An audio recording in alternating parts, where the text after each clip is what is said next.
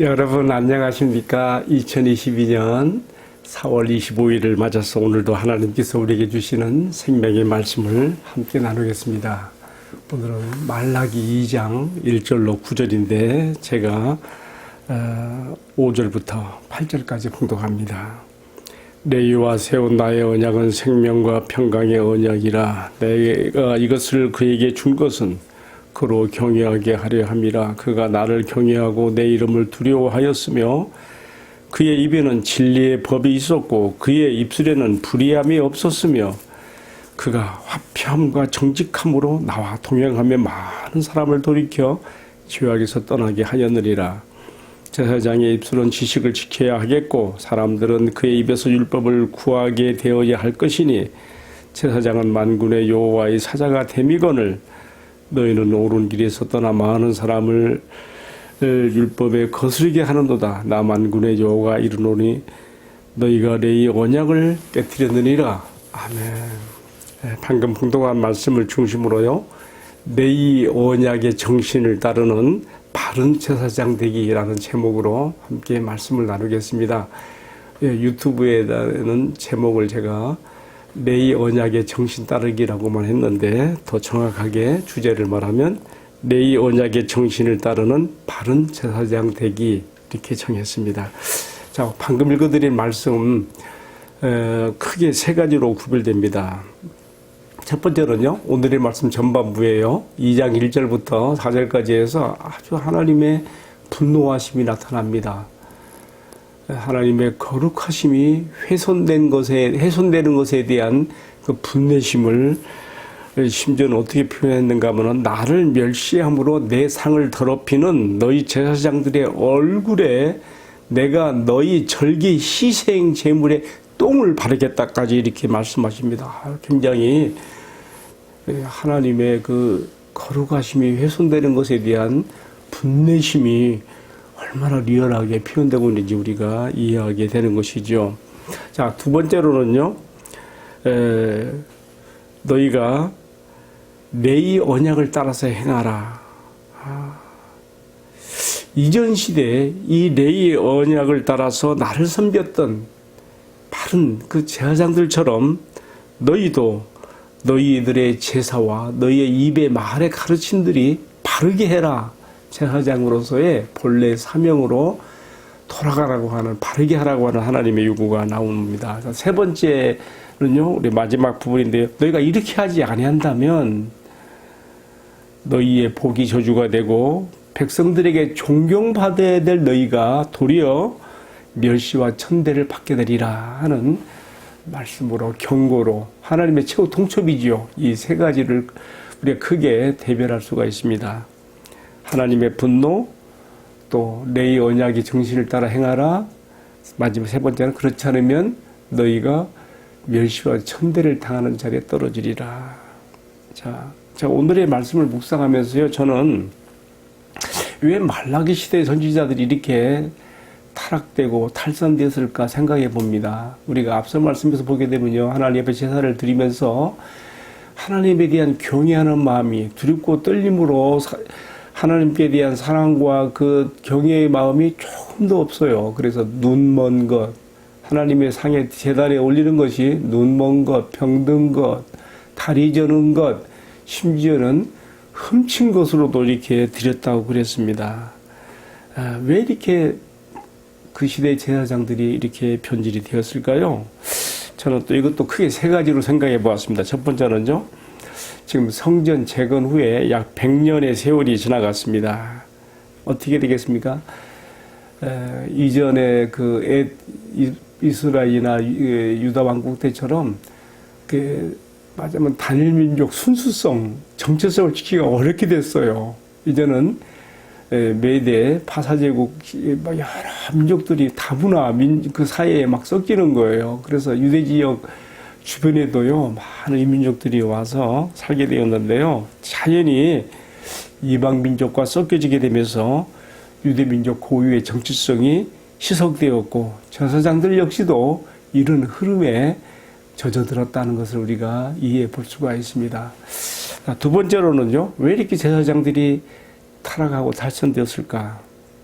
두 번째 생각해 보는 것은요, 이제 역사적인 배경으로 생각해 보는 건데요.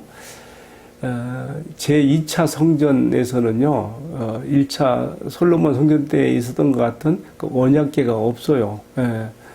알다시피, 예루살렘이 바벨론에 함락되질 때 어떤 제사장이 그것을 숨겼는지는 모르지만 이 성전의 가장 그 코어, 핵심이 되는 지성소 안에 언약궤가 없어진 거예요.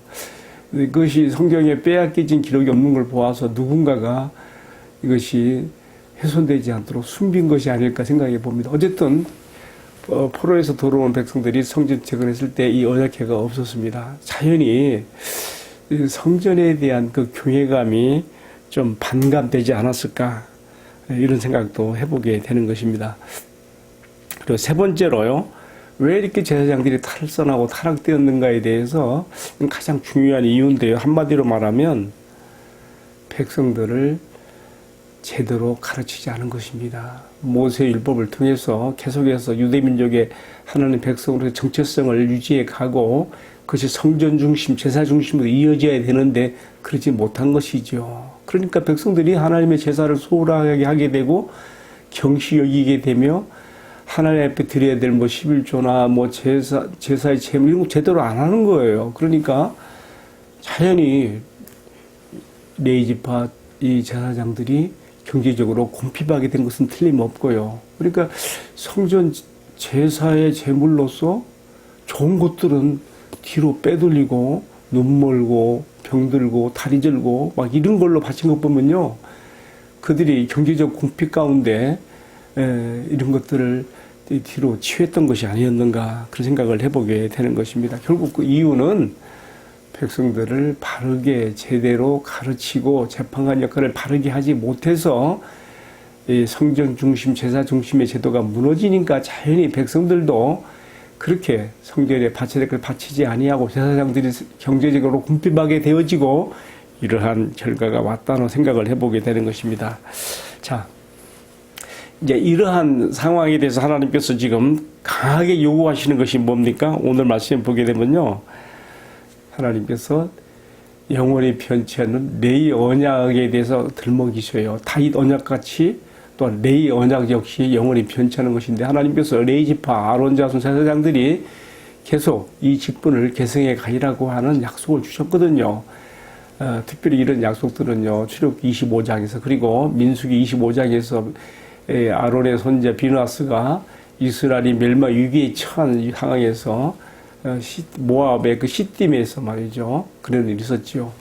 하나님 이 모압 사람들이 그 이스라엘을 무너뜨리기 위해서 모압 신전의 제사의 우상 숭배에 빠지게 했을 때 그 여인들을 이용했잖아요. 그때 비누아스가 큰 창으로 이 주범들의 참 남녀를 다 배로 찔러 죽이는 일이 있었는데, 그때 하나님께서 또 다시 한번 레위 언약에 참 그 축복을 주시죠. 그런데 이전의 시대에 이전 하나님 앞에서 순수하게 바르게 바른 하나님께서 제사장 직분을 세우신 그 정신을 바르게 따랐던 그런 것들이 다 없어졌단 말이죠. 하나님께서 너희가 다시 레위 언약의 바른 정신을 따라서 바른 제사를 드리며 또 너희가 제사장으로서 백성들을 가르치고 또는 재판하고 해야 되는데 너희들의 입에 지식이 없어지고 너희들의 그 마음에 나를 경외함과 말씀이 없어지고 재판도 함부로, 그렇게 되면 이 사회가 어떻게 되겠는가. 너희가 다시금 이런 것들을 회복하라. 다시금 바른 제사와 바른 가르침으로 백성을 선도하고 주 경외함을 배우게 하라. 이렇게 말씀하시는 것이죠. 그리고 이렇게 하지 아니할 때에 백성들에게 존경받아야 될 너희가 도리어 멸시와 천대를 받으라고 하시는, 그렇게 최후 통첩 경고로 우리가 오늘 말씀을 받아들입니다. 이제 오늘 말씀 마지막으로 하나 생각해 보는 게 있어요. 뭐냐면요, 이 말라기에 나오고 있는 포로 후기에 제사장들의 모습과 또 그 시대 백성들을 보면서 참 의아한 점이 있어요. 바벨론 포로 70년의 세월을 거쳤으면 많이 깨달았을 것이고 알 만큼 알았을 것이고 이전처럼 해서는 안 된다는 것을 아는데도 포로 이전 백성들과 다를 바 없는, 어찌 보면 더 악한 상태로 빠져버리거든요. 제사장들은 그 시대 백성들의 정신적 사표이기 때문에 제사장들이 무너지면 다 같이 무너지는 것이죠. 왜? 포로 이전보다 어찌 보면 더 악한 상태로까지 갈 수 있는 그런 모습을 보이고 있는가? 저는 오늘의 이 말씀을 보면서 결국 인간 제사장들의 한계를 우리에게 보게 하면요, 이것은 궁극적으로 우리에게 오실 진정한 제사장적 사역을 감당하실 멜기세덱의 반차를 따라오시는 우리 주님 예수 그리스도를 우리에게 바라보게 합니다. 여러분, 히브리서 5장에서는 구약의 불완전한 이런 제사장들의 모든 것들을 대신하여 완전하게 성취하실 대제사장이신 우리 예수님을 드러내고 있지 않습니까? 따라서 이 말라기의 마지막 장 우리가 보게 되면요, 말라기 4장이죠. 거기 보게 되면 사독 가문 계열의 제사장 출신으로 하나님의 백성들을 위한 자신들 레위지파가 이루지 못한 이 제사장 직분을 온전하게 성취하실 예수님을 소개하고 등장시키는 사독 가문 출신 누구예요? 세례 요한에 대해서 언급하고 있습니다. 근데 세례 요한이라고 하지 않았고 여기서 말해서 엘리야라고 이렇게 표현하고 있죠. 크고 두려운, 여호와의 크고 두려운 날이 이르기 전에 여호와 하나님께서 너에게 엘리야를 보내어서 아비의 마음을 자식의 자녀의 마음을 아비에게 향하게 할 것이다. 그러니까 예수님은 이 바로 우일한 엘리야가 세례 요한이라고 하지 않았습니까? 여러분, 참 그 제사장들이 자기들의 그 직분을 다 감당하지 못하는 사독 출신, 사독 계열 출신 누굽니까? 세례 요한 이 제사장이죠, 본래는. 근데 그가 광야에 외치는 자의 소리가 되어서 우리에게 제사장 직분을 온전히 성취하실 예수님을 등장시키는데 나타나는 것을 볼 수가 있습니다. 그렇습니다.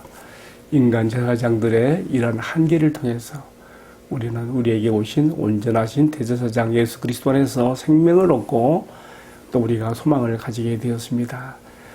우리 대제사장 예수님께서 우리 앞서 영원한 천국에 들어가셔서 이제 우리를 위한 이 신분을 감당하시며 또한 오늘 우리를 나라와 제사장으로 삼으셨잖아요. 요한계시록 1장 6절에 또 베드로전서 2장 9절에 너희는 왕같은 제사장이라고 하시면서 우리가 바로 앞서가신 대제사장 주님을 따라 그리고 오늘 말씀에 강조되고 있는 레위 언약의 그 정신을 따라 이 시대에 이 사명을 잘 감당하기를 우리에게 요구하십니다. 제사장의 사명이 뭡니까? 백성을 대신해서 하나님께 나아가서 백성의 그 죄를 사유하며 하나님 연결시키는 거 아니겠습니까? 오늘 우리가 이방인들을, 불신자들을 하나님 앞에 제물로 드리는, 사도 바울이 그렇게 말했어요. 우리가 제사장의 사명을 잘 감당할 수 있는 신앙과 삶이 되기를 주님의 이름으로 축복합니다. 기도하겠습니다. 사랑하시는 주님, 말라기 말씀을 통해 인간 제사장들의 한계를 보며 우리에게 오신 우리의 대제사장 우리 주님 예수 그리스도로 인하여 감사와 찬양을 드립니다. 이제 우리를 왕같은 제사장으로, 우리를 나라와 제사장으로 삼으셨으니 이러한 주님의 뜻을 잘 헤아려서 우리가 레위 언약을 따르는 정신으로 이 시대의 제사장적 사명을 잘 감당할 수 있도록 은혜를 베풀어 주옵소서. 이 모든 말씀을 존귀하신 우리 주님, 우리의 큰 대제사장 우리 주님 예수 그리스도의 이름으로 기도 올리옵나이다. 아멘. 네, 마쳤습니다. 감사합니다.